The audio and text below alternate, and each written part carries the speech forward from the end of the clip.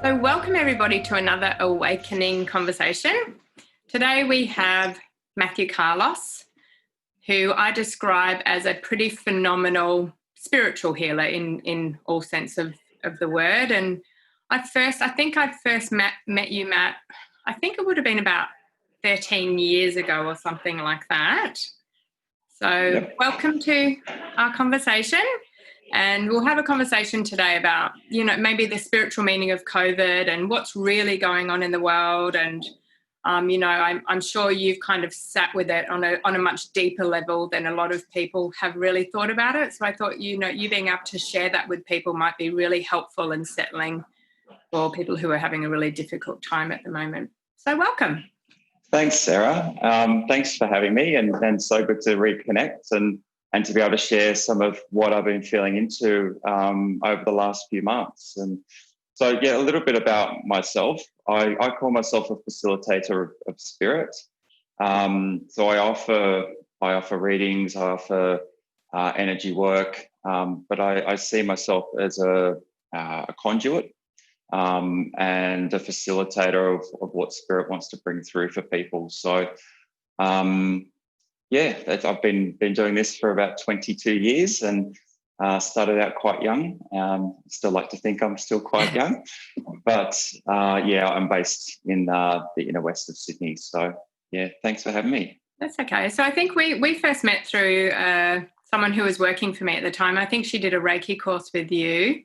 It was Joanna?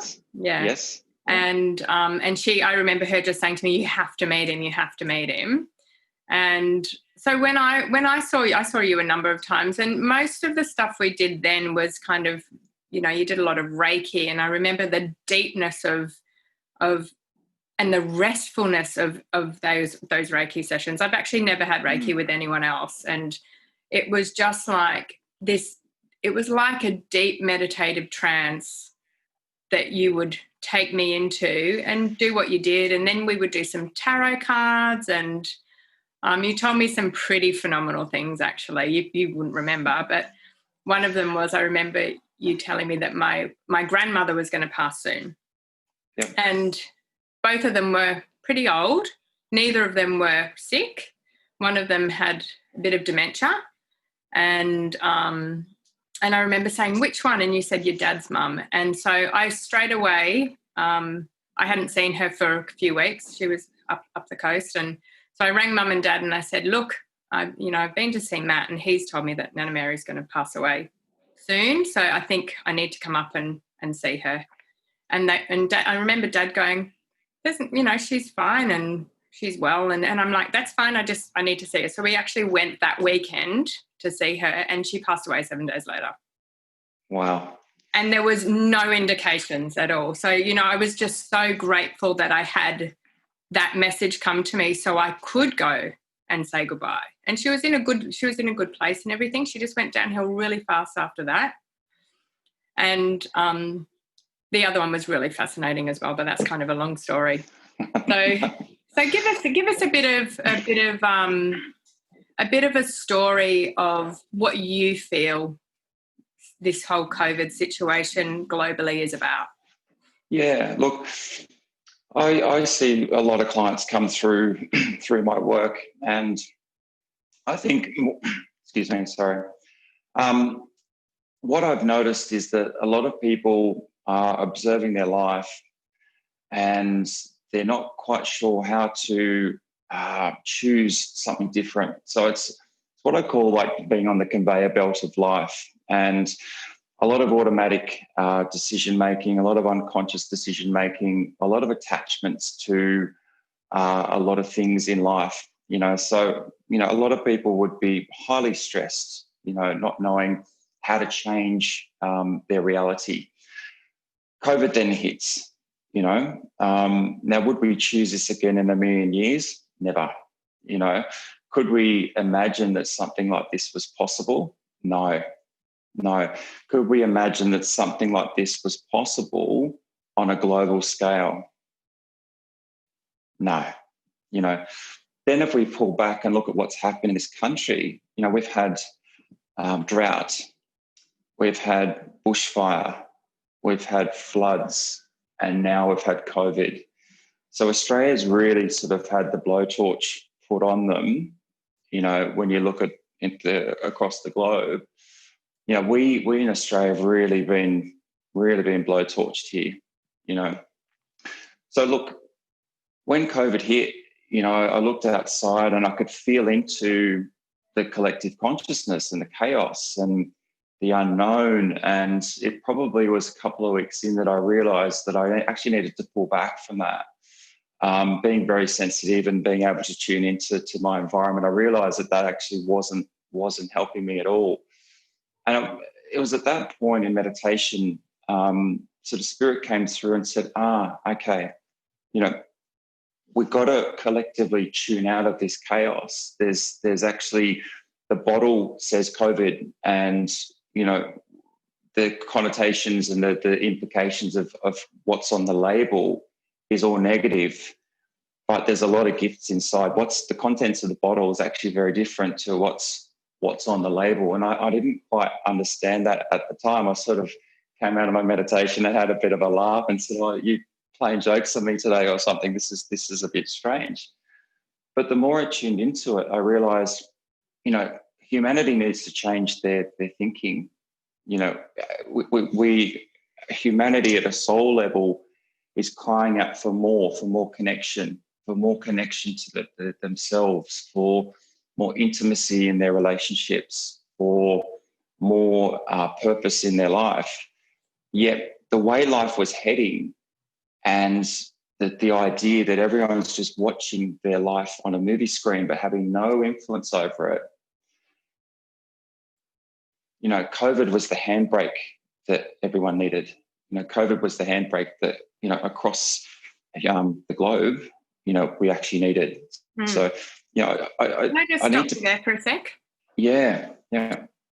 So I've totally got the same sort of feelings about it. And what you just made something clear that I haven't quite been able to figure out. So I've also felt, it's all about, making deeper connections and being more discerning about the connections you make. And one of the things that came through to me when, everyone kind of went into more isolation and people were online more, is like you have to be even more discerning about who you're connecting with. Mm-hmm. But what I just got from you, which I hadn't thought about this perspective, but I think this is maybe what you meant. Maybe part of it is like, because I also was a bit confused, like if we're needing to connect more, and we do need to connect, and we need to connect as humans, why are we being forced to separate? But it's to actually take the time out, right, and connect with ourselves before we can actually make proper connections with everybody else. 100%. And it's to remind, like, if I could contain this in a nutshell, it's to remind humanity that we have choice. With everything. We actually have choice in what we're doing with everything. So all this automatic behavior, with everything slowing down, we realize, right, this is the reality that I'm creating. These are the choices that I'm making. Now, for some, and I need to preface this by saying I'm really sensitive to the loss and the hardship that some people are experiencing. That's hard to witness. But for the vast majority, it's about reminding ourselves that we have choice. We are creating our world. And some of us are going to have enforced changes that will take that choice out of our hands. And we might go, wow, that hurt. But, hey, I'm actually free of something that was draining my essence. And where do I need to take that in the future?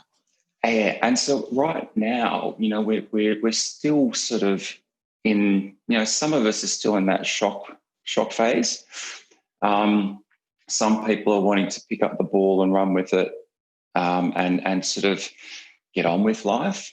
Yeah, but we're actually in a really tricky phase at the moment, because people's, if we think about this change in thinking globally, like we've never had this opportunity in our life. Like we've never had globally an opportunity to stop and think around, no one would have thought this was possible. I'm a firm believer, with all my work and all my experience with energy, if you experience something down the negative end of the spectrum, it just shows the potential at the other end. Everything works in balance. It always does. Yeah. So humanity's been pushed down one end of the spectrum, but it's also provided opportunity at the other end.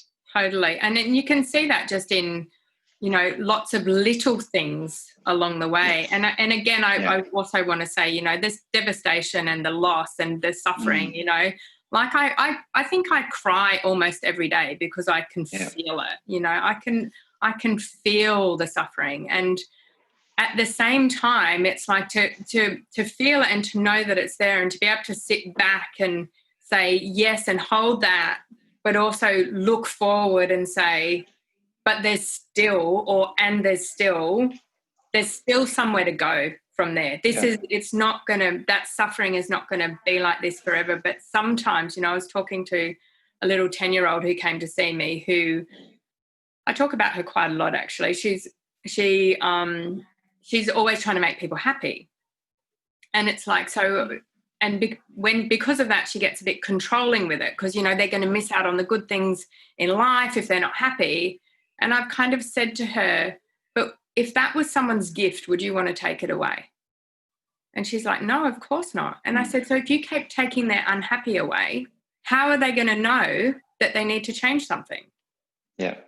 And so, like, yes, there's a lot of suffering and some of it is awful and a lot of it will feel very unfair, and people, when they're in it, are not going to be able to see that and will probably think that that's a really unfair comment. But as you come out of it, because it will change, you can then have the opportunity to look back and go, okay, I get it. I get what the gift in the suffering was for me at that time. Yeah. And kind of the whole globe and the whole earth, if we think about the earth and what we've done, and, the suffering has made us stop and look at the earth regenerating so fast. 100%. And look, the suffering, we need to look at it in this way. Do you want the tooth pulled, or do you want to repair the tooth over and over and over again and then eventually have it in a worse condition, have it pulled down the track? And I know that sounds a little bit harsh, but, the tooth's just been pulled. The globe will never have an opportunity like this to collectively change their thinking because it's all happened at once. And so if people realise, wow, this is possible, then it opens their mind up to other possibilities that maybe they would have.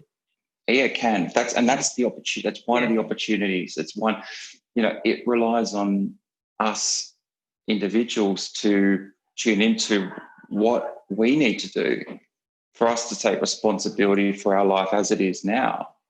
That's the responsibility of every individual. I mean, it always was that, but it's different now, because it's a different ball game now. The world that we live in, it is different. Yeah. And so the food analogy is quite a good one as well. It's like, that is the truth. The truth is the tooth's been pulled. And I often refer to it as all the crap under the carpet that has just been sitting there and piling up and piling up. And it's like, for us to actually get the full benefit from this suffering that we're all doing collectively, we actually need to lift up the carpet and look at all the crap under there, because we have to look into the crap to actually get to the light. 100%. And it was coming anyway. And like, it's just accelerated everything, hasn't it? Like COVID has just like accelerated everything. 100%. 100%. It was this course of action. Yeah, this we're on this course anyway. The image I had, one of the images I had, which is so strong, and look, spirit around me has a sense of humour, as if you haven't already worked out. But they said, imagine everyone's vehicle driving along the freeway at about 140 k's an hour, and the handbrake gets pulled. There's going to be a little bit of damage, right? Yeah. There is. There's going to be a bit of damage, but we will walk away from it. The vast majority of us will walk away from it, and we'll come away with it, from that with a different sort of view of what's important. And that's the other thing. It's being able to really tune into what's essential. What's essential in my life now? You know, people went without the basic essentials, you know, supermarket essentials and living essentials, but fundamentally, it's actually much deeper than that. You know, it's forcing us to question, do I actually need this in my life? Do I want this in my life? So that's the piece of work that people need to do now. You know, we're through the initial shock of it, but, you know, we're in a tricky phase right now because those people that want to reach out for what was might get a rude shock. You know, they need to embrace what is here now. They need to look at the picture now and go, all right, this is what I feel now. You know, and if they're still connected to what was and that's still there in their life, great. But if they're connected to things that are no longer there, you know, the real hard part is to let that go. You know, so I as a nation, as a humanity is nowhere near where we're going to be, you know, but we still might feel the tension if we don't trust what we're feeling, if we don't accept the truth, you know, and that's going to be individual for everyone. You know, that's, you know, there's no key theme there.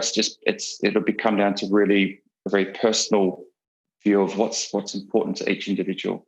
And how long do you reckon this kind of hard phase is going to last for? What's your sense of that?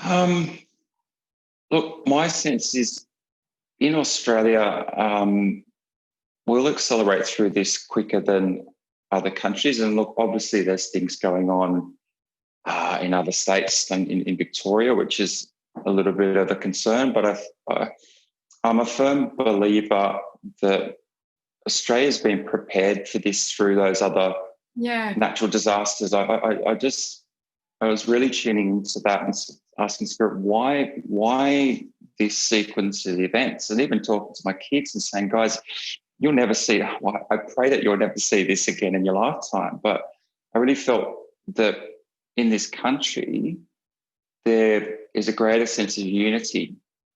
You know, and Australia always talked about being in unity and being connected and a great culture. But in reality, I think that had been diluted for some time. So I actually believe that this country is bonding better. We are becoming again, you know, we are stepping into our identity more. I believe we'll move through this collectively, you know.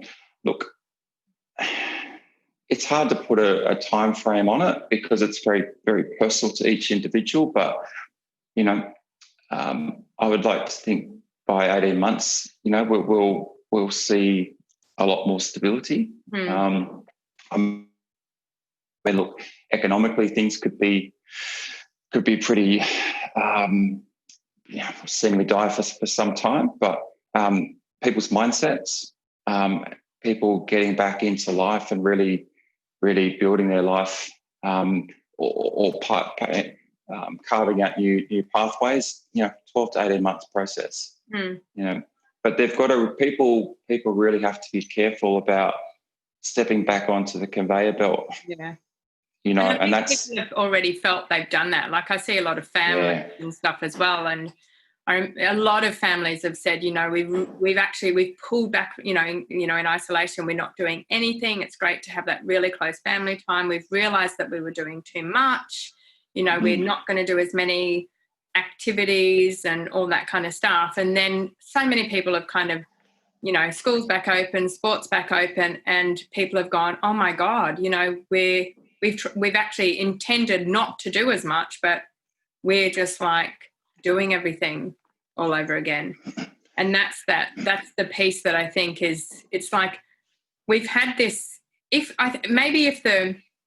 not that you'd will it, you know, but maybe if the isolation is long enough that becomes the new reality, or we keep ourselves isolated, you know, in a good way. I mean, like in terms of like just pulling back a bit, reassessing, working out what's important, what's not important, and then moving from that space in instead of what you said, instead of kind of just jumping back mindlessly into the busyness of everything and pretty much just going back to how it was. How it was and craving how things were, then, you know, they'll move back into a greater level of anxiety, and people will be more aware of it.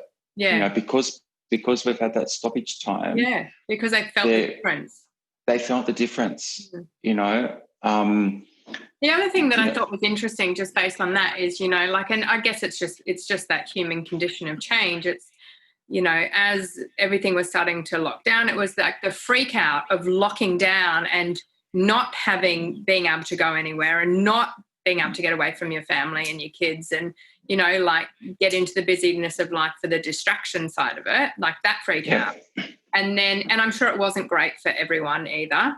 And then it's like, you know, kind of realizing whatever the truths were within that, you know, actually it's not that bad, or actually it's really bad, you know, whatever the truth is.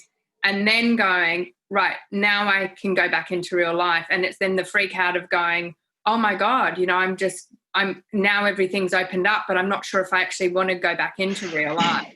And then they go back into it, and then everything's forgotten again. Because they're not, they know that they don't want to go back and do what they did, but they're not sure what they do want to do. So they're not sure where they want to direct their energy, their life force. So that's a little bit of an indication for people within themselves that if you're feeling like that, you've got some work to do, right? Absolutely. And still create that. We were all given some space to sit with ourselves, you know. Okay, yeah, it was tough on some levels and tougher for others who are really isolated. But, you know, for people who are not sure that they want to sort of step back into life as it was, now's the time just to stop and observe, you know.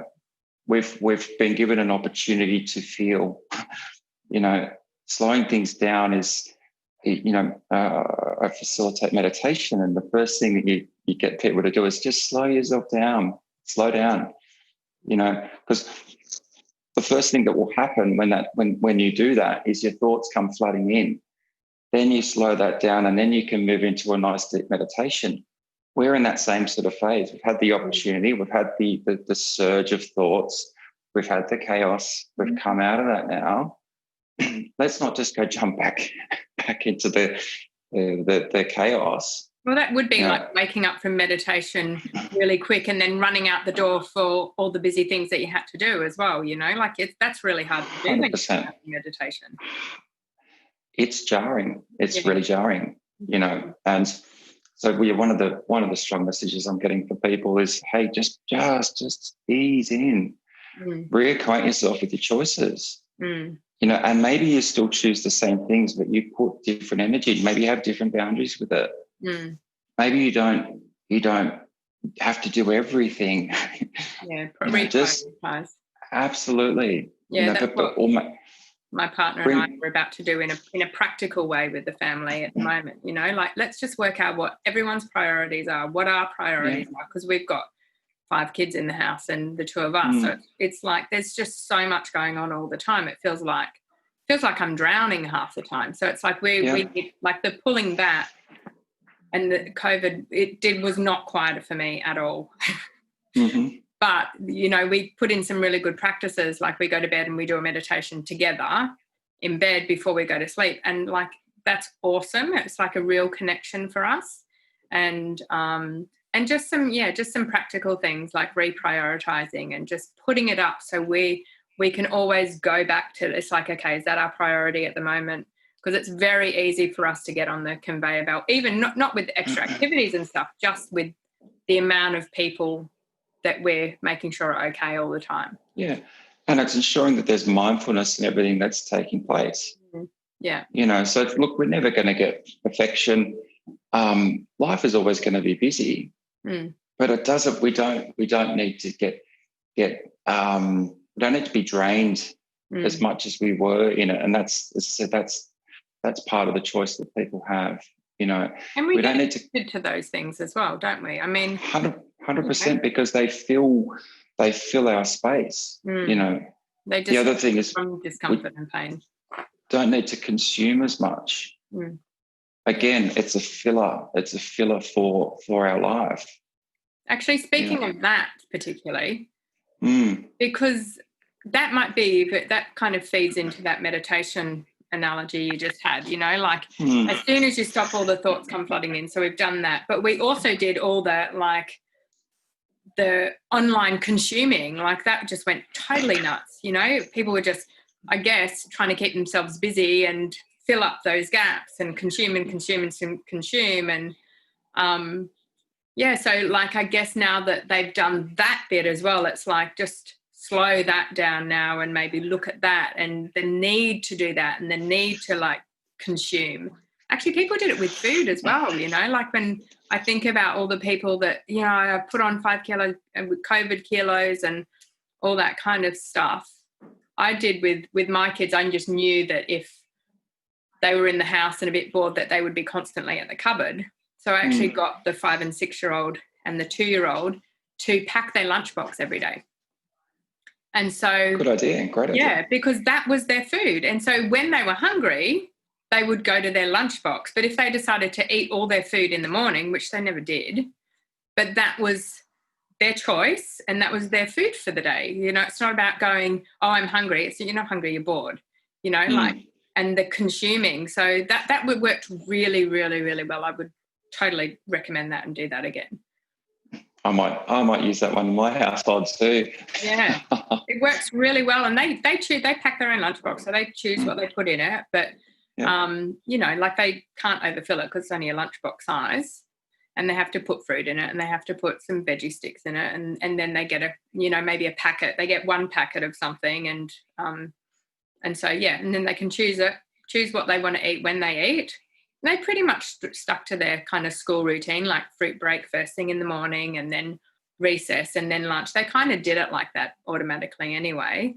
And then an afternoon tea, and then we have dinner quite early anyway. So dinner came, and that's that. But it stopped that kind of over-consuming. So I hadn't thought of it that way as well. I mean, I think there's probably more consumption online that's happened as a result of COVID, but across the board, consumption's dropped because everyone's had to pull back, you know, and unfortunately, look, businesses have had to have shrunk. I think there's a message in that as well, because we don't want to just transfer the consumption to online things, right? But I just look at the way people viewed purchasing items, you know, that the throwaway mentality, you know, I'll just buy this and that will last me a short period of time and then I'll just toss it out and get another one. You know, people not having the opportunity to go out the shops and do those things and just make those unconscious purchases. You know, I think not having the opportunity to do that will give them an opportunity to work out, do I need to do this, you know? Like we don't need to tighten the belt so much so we can't reward ourselves in some way, shape or form, but just that real mindless consumption. The mindless consumption, yeah. The mindless consumption, you know, the thoughtless, the nice gestures, but with no substance, you know, like it's, you know, a lot of those economies within the global economy will shrink, you know, and that's, you know, so economically there's going to be a rebalance there, but I think at the end of the day, people will want to put their energy, which I see money as an energy, into things that have essence, that have substance, that have heart in it. You know, it's going to make people go, all right, you know what? I know the person that's actually made this. I'd rather put my energy into that than to just go and buy stacks of this, which I don't really have a connection to. Yeah. You know, so I just, you know, and that discussion can go down the path of looking after the environment and so forth, you know, so that's a pathway that can lead down that direction, which is all truth as well. Yeah. It's less taxing on the environment. global warming and so forth. But yeah, our consumption, our choice around what we consume has the other been thing challenged. along that side that I thought was interesting is the amount of people that, rescued animals or got a new animal in the family or that type of thing. I thought was, and it's still happening because I'm looking online I have this really big feeling about getting a pet at the moment, but I also know my kind of physical limitations. I can't get a pet that's demanding, definitely. But it's like, and I know lots of people have had that because they've gone and done that. And is it part of the consuming thing? Is it part of being at home? Is it a part of wanting to give back? Is it a part of like sharing love? What do you reckon that's Yeah, I've observed something similar. And I feel it's about being part of a community, about building communities, so a family is a community. Yeah. And there's been opportunity within most families to change things up, to bring good practices that keep people connected. And I see pets as a way to connect people. And also that unconditional love. So it's like really stepping more into that kind of space with an animal. Yeah. And look, being a parent myself, I think maybe some parents were hoping that the pet would be a way, a very helpful way to distract from devices as well. Yeah. So there might be an element of that in there as well. But I'm what I've been tuning into is just really being mindful of community. And the first community that we have is family, or what your household. Yeah, and your connection with the individual. With the individuals in there, which I think is something that we've taken for granted. Instead of being out, like out there, instead of like, it starts at home. Absolutely. Being, animals help us to be, they're beautiful. Yeah. Absolutely. So taking us away from the doing and step into the being. And so, our furred and feathered friends are great for that. Yeah. We have nothing at the moment, but we're not far off ourselves though. Yeah. We'll get a dog pretty soon. Oh yeah. I'm not going to get a dog. I'm actually thinking cat, rabbit, bird, maybe one of each. Yeah.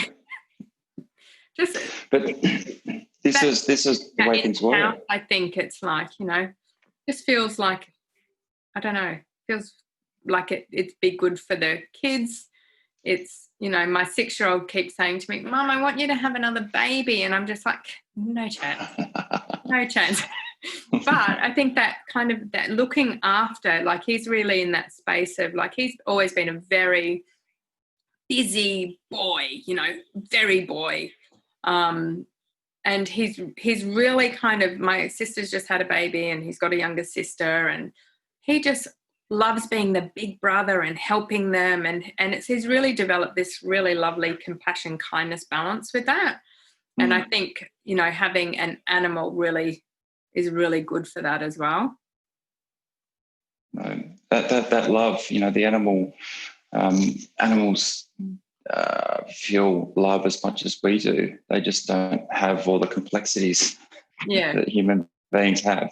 Yeah. So, they have less filters around that, and they break down the boundaries that humans have. So, look, it's critical, a critical building block for us moving forward, that initial foundation in the household. Yeah. That community in the household. And do you have any thoughts on the whole kind of like big energetic shift from, masculine, feminine, or from like kind of the more the physical part of how we've been for so long into like a more, I don't know, energetic, more flowy, more the kind of, I kind of think of it as, I'm not political, but in politician terms, it's like Donald Trump versus Jacinta Ardern. It's like Donald Trump's kind of what has been. Jacinta Ardern is kind of what will be, hopefully. I mean, Jacinta is very strong in her femininity. You know, she's a beautiful balance of masculine and feminine, but she's very feminine, and she doesn't hide it or try and suppress it or push it away. Like she actually shares it, you know, like someone was telling me the other day, I hadn't actually seen this, but that she was breastfeeding and she was breastfeeding, and then she was like, okay, you know, like I've just breastfed and now I'm here doing this. And someone else described it as, this is someone I was talking to recently, I know who it was now. It's like the feminine side of leadership and the empathy causes us to act on it because we can't not. No. Whereas the masculine can compartmentalize and leave it there and not have the feeling associated to it, which makes the action urgent. And I was like, that's a really interesting way of putting it. And there's a perception that there's a weakness in the feminine. That's the perception, which is so false. It's not funny, you know. I feel like that's changing quite a lot, but it is. But my circles. The feminine has been trying to ground itself in the earth plane for some time. Like I've actually been feeling that for some time. Okay, cool. Tell us. The feminine mind, the intuition. So, you know, around May this year, the full moon around May. That was huge. Huge. And there was a huge tipping in of fresh life force. So it was quite crazy. So there's chaos going out there. And here in my practice room, I remember doing a 3.5-hour meditation and feeling into just, I had my whole systems upgraded, and the strong feminine energy really anchoring itself here. So this is what we're talking about, you know, tapping into what we feel, making our choices through what we feel. So finding strength in the feminine, and especially probably more so for the males to demonstrate that, and for the females not to feel like they need to step out of it.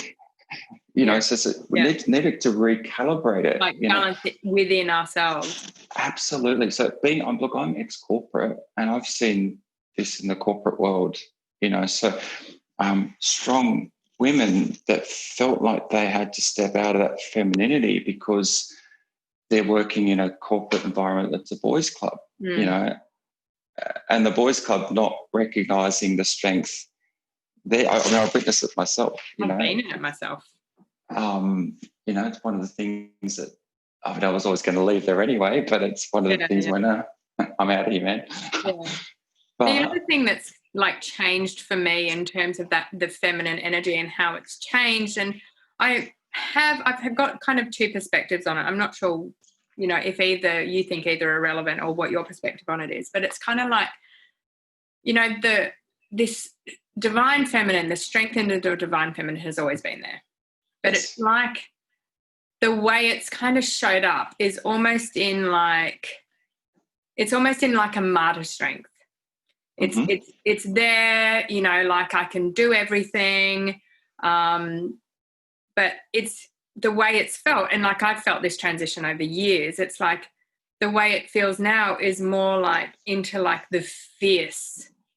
If we have to be fierce in our feminine, it's like, here's a bushfire. Yep. Here's a global crisis. It's like, if you're not going to wake up, there's going to be a problem.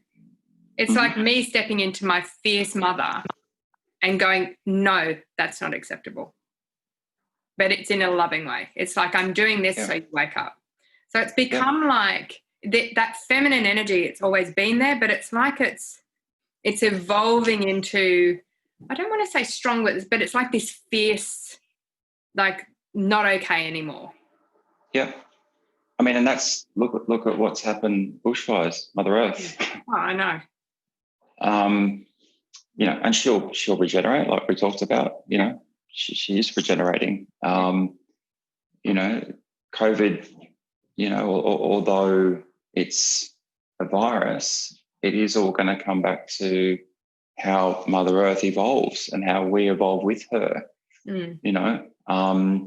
But I do know this. There's been a call for so many years for people to start tuning into their intuitive mind.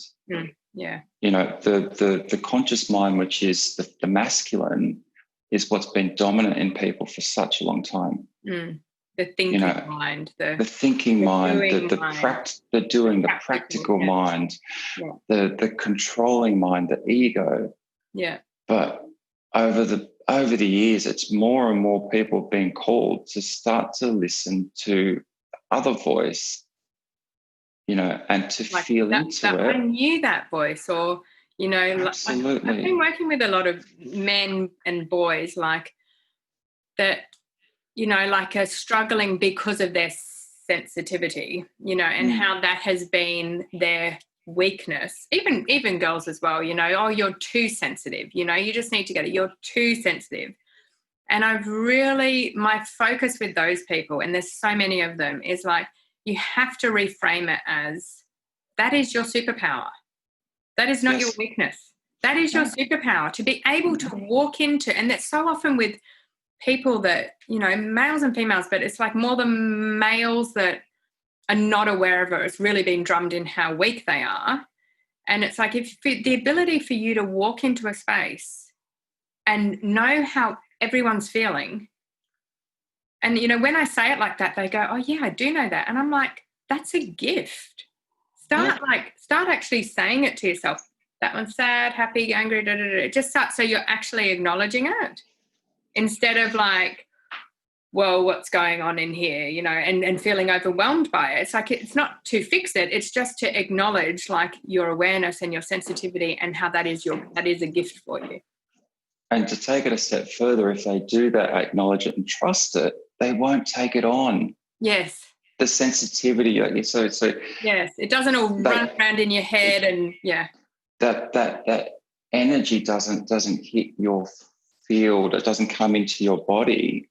It stays out from your body, so you can still acknowledge it and go, actually, I do want to engage with that. I don't want to engage with this. Exactly. So someone who is a sensitive can navigate those types of situations with far more comfort. Because it's the mind that comes in and starts to scramble it all and compute it all. Yeah. And the moment that happens, they've taken it on.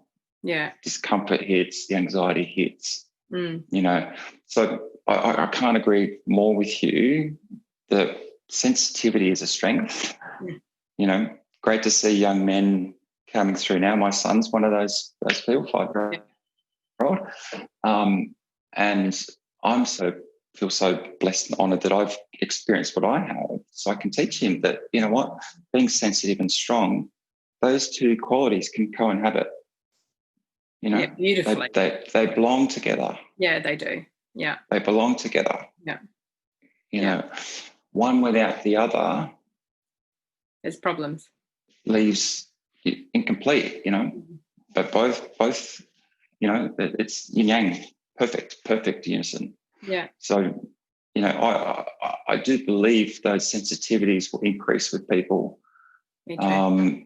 And that's one of the things that I feel I need to assist people with, you know, in now and moving to the future, because I do believe people will.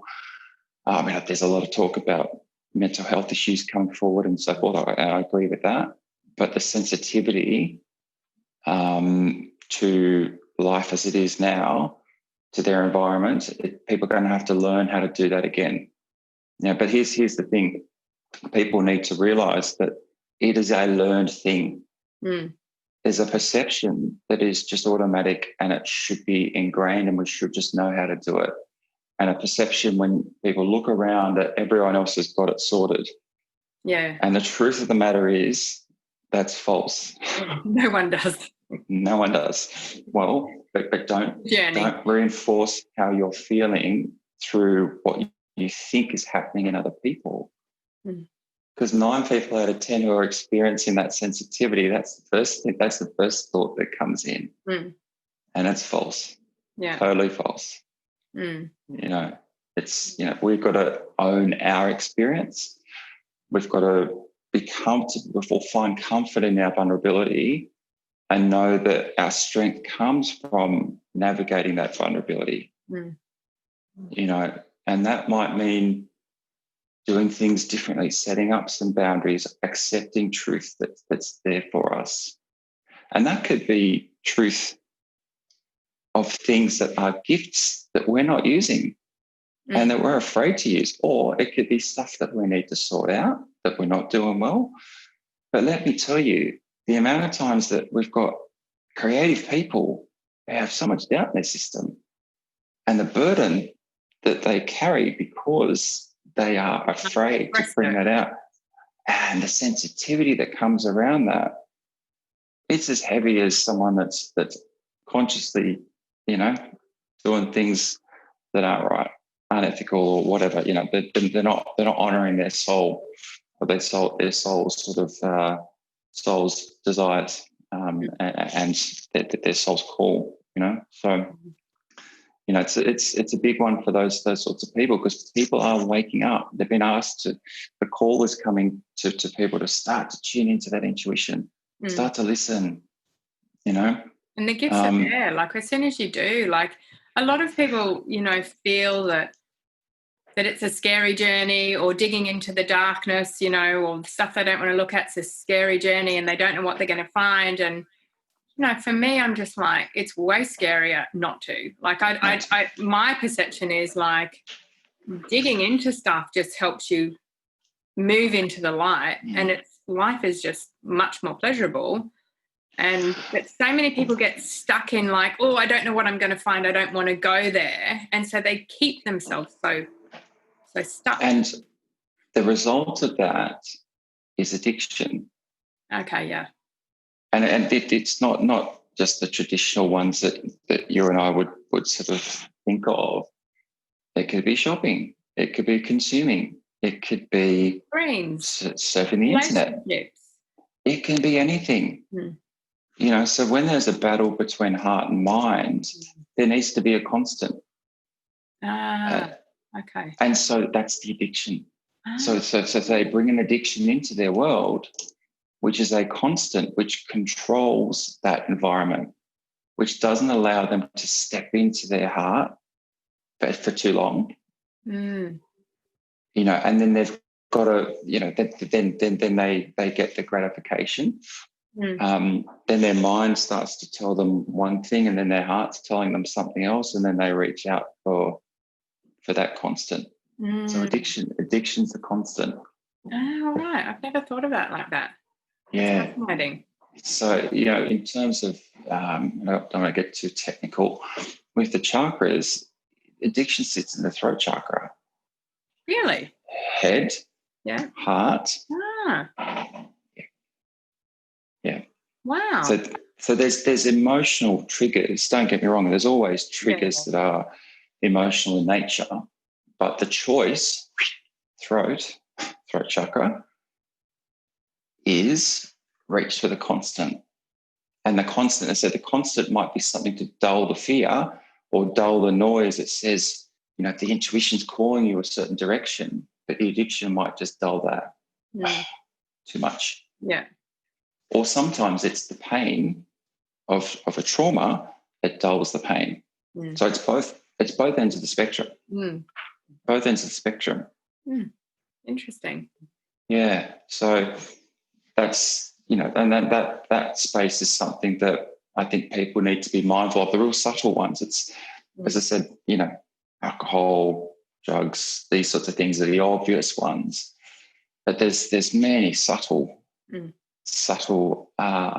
types that sort of sit in people's lives that wouldn't really consider as an addiction. But once they tune into it and go, right, okay,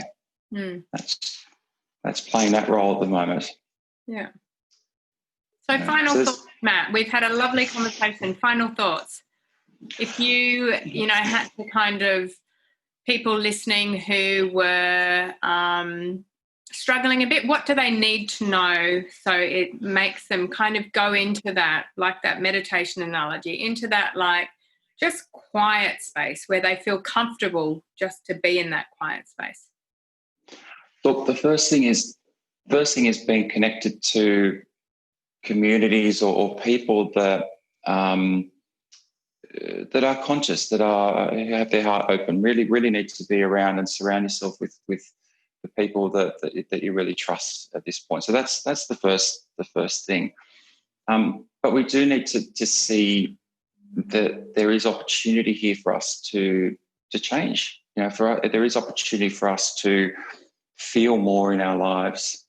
So we need to without judging, we need to separate ourselves from the collective mindset that's going on around us, create some space in our day. I'm a bit of a list person, so sometimes I need to just get out of my head what's important. So just pad and pen. I know it's a little bit prescribed initially, but I'm a firm believer once you start to put things into physical form, then you can start to maneuver it and massage it. So we've got to get these things out of our head.